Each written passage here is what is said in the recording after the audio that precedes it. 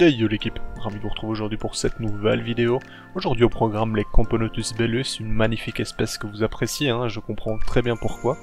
Vous voyez ici j'ai un cas un peu particulier, on a donc une fourmi citerne parce que bon bah vous voyez la réserve au final, son gastre est extrêmement dilaté, c'est hallucinant. Toutes les fourmis qui rentrent d'avoir recueilli un certain liquide ou un aliment ou peu importe, la remplissent. Alors vous voyez, hein, je me demande quand ça va arrêter, bientôt j'aurai peut-être des Camponotus bellus pot de miel, je ne sais pas encore, mais bref, pour l'instant c'est bien parti. Générique.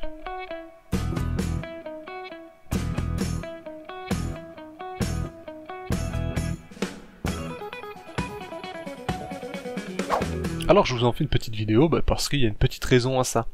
Comme vous l'avez vu dans le titre, j'ai mes premiers cocons, et ça c'est une très bonne étape. Alors vous l'aviez vu lors du traitement vis-à-vis du Taurus, hein, pour supprimer les acariens avec lesquels malheureusement j'avais reçu cette colonie, et au final tout s'est très bien passé, le traitement a fonctionné, vous le savez, je vous apprends rien, bref, on s'en fout de tout ça. Quand elles sont arrivées, en fait j'avais déjà un ou deux cocons en fait, et malheureusement avec le traitement et tout, vous l'avez vu, ils ont été perdus. Ici justement, c'est une ponte qui a été exclusivement faite à la maison, et ça c'est très rassurant parce que du coup j'ai vu toutes les étapes, ces œufs dont je vous ai parlé qui sont impressionnants au final, très grands, particuliers. Lorsque l'œuf éclot, on voit directement un stade plus avancé de larve, franchement c'est hyper stylé. Ici vous voyez que j'ai un peu tous les stades également, donc des œufs fraîchement pondus, vous allez voir plus tard d'ailleurs qu'il y a eu un moment où je pense que c'est de la stimulation envers les reines pour continuer les pondes, je ne sais pas exactement, mais bref c'est particulier. Sinon vous voyez également que sur les cocons actuellement à l'image, il y a comme des résidus. En fait c'est tout simplement des résidus de coton qu'elles arrachent exprès pour les aider à tisser plus facilement. On voit ça assez souvent chez les formica qui sont très bien organisés d'ailleurs pour ça. Ce qu'elles font, c'est qu'elles arrachent diverses particules ou vont collecter des particules un peu plus lourdes ou tout simplement pour entourer la larve. Comme ça, elle va pouvoir déterminer un espace et tisser son cocon. Et ça c'est vraiment hyper impressionnant. Alors qu'est-ce qui va sortir de ces petits cocons? C'est la question, hein, parce que actuellement je ne sais pas encore comment ça se passe au niveau des étapes, qu'est-ce qu'elles pourraient sortir, média, major, ouvrière, je ne sais pas. Et ça va être la grande surprise. En vue de la taille des cocons, je pense qu'on aura tout simplement des minors, hein, donc des ouvrières assez petites, comme on peut voir celles qui s'occupent de récolter en général, de ce que j'observe pour le moment. Ce sera déjà un point positif, hein, dans tous les cas. Moi personnellement, le but c'est qu'elle aille le plus loin possible. Avoir 3 reines, c'est une certaine sécurité en plus. Et puis, on va pas se mentir, avoir des Camponotus polygynes, c'est vraiment génial. Franchement, au niveau observation, ça fait plaisir. On verra comment ça évolue, mais en tout cas, je suis ravi de cette espèce parce qu'elle est vraiment magnifique. Si un jour je tombe sur quelque chose, je vous tiendrai au courant parce que je sais que beaucoup en recherchent et que actuellement il n'y a pas grand monde qui en propose. Donc si vraiment tôt ou tard j'ai une information, je vous la donnerai instantanément, ne vous en faites pas. Alors je me suis beaucoup renseigné sur l'espèce, hein, comme je vous avais dit. C'est vrai que apparemment ça niche dans les troncs d'arbres, dans les zones boisées, etc. Donc ça c'est une affaire à vérifier par la suite.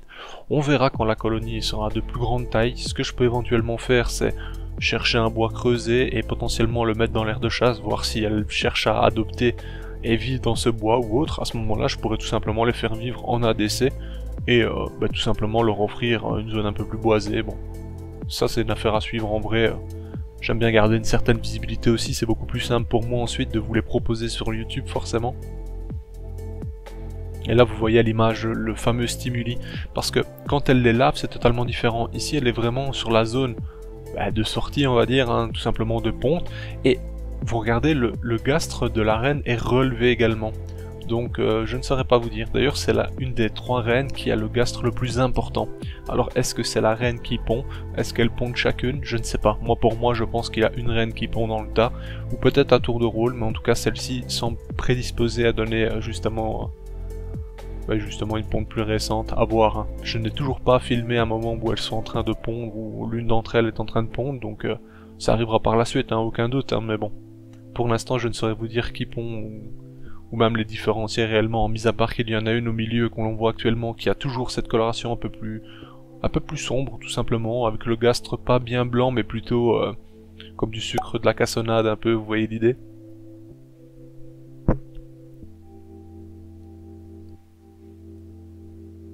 Franchement Mis à part ça, c'est une espèce qui est vraiment incroyable. Ici, j'ai quelques cocons, donc on le voit à l'image, j'en ai 4 ou 5. C'est déjà une très bonne chose, il y a des larves qui vont bientôt tisser également. Une prochaine génération à lancer, ça c'est génial. J'espère sincèrement qu'elles explosent d'ici la fin de l'année. J'espère surtout qu'elles continuent comme ça et qu'on progresse dans la bonne voie, hein, bien sûr. Je vais vous parler également d'autre chose. Vous savez récemment que j'ai passé les 1000 abonnés, donc ça c'est pour ça un grand merci. Mais il y a une autre chose que je dois vous dire, c'est que j'ai maintenant la possibilité de proposer l'abonnement sur la chaîne YouTube. Donc c'est une chose que j'ai mis en place parce que je me suis dit pourquoi pas. Pas mal de personnes m'ont déjà dit pourquoi tu n'ouvrirais pas un Tipeee pour qu'on puisse, je sais pas moi, donner machin, etc. Moi j'étais pas trop dans l'idée de faire Tipeee ou quoi que ce soit ou autre passerelle. Mais ici vu que c'est via YouTube, c'est tout simplement disponible. Alors c'est un abonnement, pardon, c'est un abonnement qui est, je veux dire, classique, hein, comme sur Twitch ou sur toute forme d'abonnement. Au final, vous avez un abonnement par mois, vous êtes libre de le faire ou non, vous êtes libre de le supprimer quand vous voulez. C'est juste un soutien au créateur en soi, donc voilà.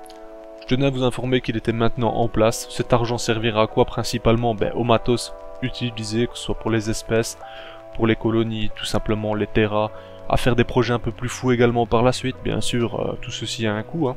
Donc voilà, c'est sans obligation, je le rappelle, bien sûr, si vous êtes limité ou quoi que ce soit, je ne vous encourage surtout pas à dépenser 1 euro pour moi, très clairement, mais si vous êtes aisé, que vous avez les moyens de faire plaisir ou quoi que ce soit, et que vous souhaitez participer tout simplement à l'évolution de la chaîne, à ce moment-là, vous savez maintenant qu'il y a cette formule d'abonnement, qui est, je rappelle, sans aucune obligation.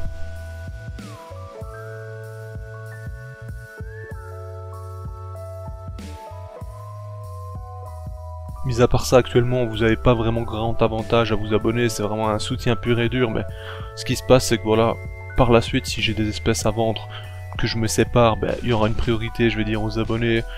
Mis à part ça, tout ce que je peux proposer en soi, c'est que à partir d'un certain don, bon, voilà, c'est des détails, hein, je sais que c'est sans importance, mais je vous référerai également en fin de vidéo pour vous remercier. C'est tous des petits détails, mais c'est les seules choses que je peux vraiment faire pour dire de différencier les personnes qui auront fait un petit geste ou non. Bref, comme je le dis, moi ça fait plaisir, mais c'est vraiment sans obligation, franchement, c'est un détail.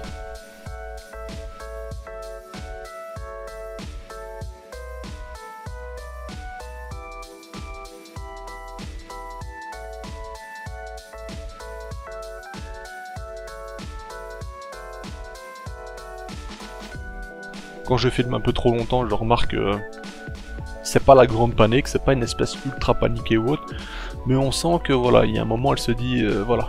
Après je me trompe peut-être parce qu'on remarque également qu'elle s'occupe de nettoyer le cocon, pardon. Donc il est possible que ce soit juste une période où voilà, elle s'en occupe. L'interprétation parfois c'est pas évident, hein. Et ici on remarque toujours ce gastre bien relevé, pourtant pour cette petite reine, on va dire, son gastre est quand même énorme, et à mon avis ça demande quand même pas mal de force pour relever celui-ci. Ce qui est marrant, c'est que la reine entretient également les ouvrières, les médias, etc. Et ça c'est vraiment un moment, je le trouve hyper stylé, quoi. Généralement c'est l'inverse, c'est les petites ouvrières qui s'occupent de tout le monde, et ici on voit que c'est la reine qui s'occupe d'une de ses filles au final. J'adore utiliser des termes qui ne sont pas du tout scientifiques. Je sais que certains ça leur fait un peu serrer les dents, mais moi ça me plaît en tout cas. Comme j'aime le dire, nous sommes dans un élevage, on est là avant tout pour prendre du plaisir sur cette chaîne. Ok, il y a beaucoup de choses qui ne sont pas scientifiques, j'essaie de vous donner pas mal d'informations qui le sont tout de même, mais il faut garder en tête que ça reste du divertissement, je ne suis pas là pour représenter qui que ce soit ou être un professionnel aguerri, loin de là. Mon but étant vraiment de vous montrer le plus de choses sympas sur sur ces espèces au final, sur ce monde, hein, clairement. Et voilà, tout simplement.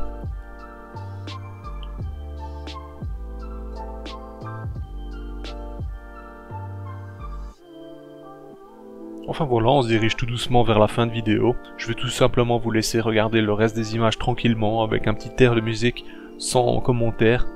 Et sur ce, on se dit à bientôt l'équipe. Merci d'avance à ceux qui vont, que ce soit partager, liker, commenter les vidéos, etc. Ça fait vraiment plaisir. Mine de rien, ça paraît ridicule, je sais que on doit se dire, un like et tout, qu'est-ce qu'on s'en fout, mais au final, si vous le faites, ça aide vraiment la chaîne à être en avant, et donc à toucher plus de monde. Alors je sais, moi-même, si vraiment, je veux dire, ça ne changerait pas les choses, que sincèrement, un like ou pas, je m'en fous en vrai. Mais vu que ça aide, bah, c'est toujours un plus. Et bon, bah, vu que ça fonctionne comme ça fait plaisir quand qu'on reçoit un peu d'aide justement. Donc voilà, vous le savez. Et sur ce, on se dit à bientôt l'équipe. Bye. Merci en tout cas.